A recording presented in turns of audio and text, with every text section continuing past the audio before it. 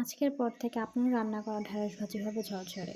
চলুন রেসিপিটি দেখে আসা যাক। সবগুলো কাঁচা উপকরণ ধুয়ে কেটে নিয়েছি। এরপর একটি প্যানে পরিমাণ মতো তেল নিয়ে এতে কাঁচা উপকরণগুলো সবগুলো ঢেলে দিয়ে কিছুক্ষণ প্রায় ৫-১০ মিনিটের মতো এইভাবে রান্না করে নেব এবং যখন একটু দেখবেন হালকা সিদ্ধ হয়ে আসছে, এই পর্যায়ে আপনি পরিমাণ মতো হলুদ দিয়ে দিবেন।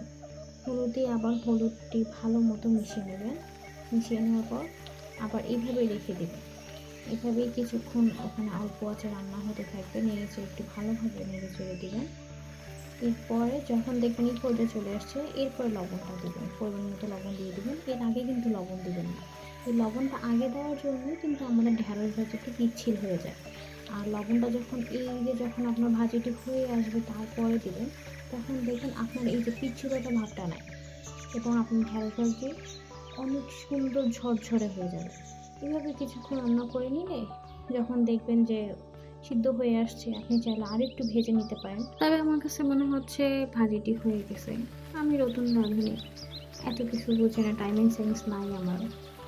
যাই হোক, কেমন লাগলো অবশ্যই কমেন্ট করে জানাবেন। আল্লাহ হাফেজ।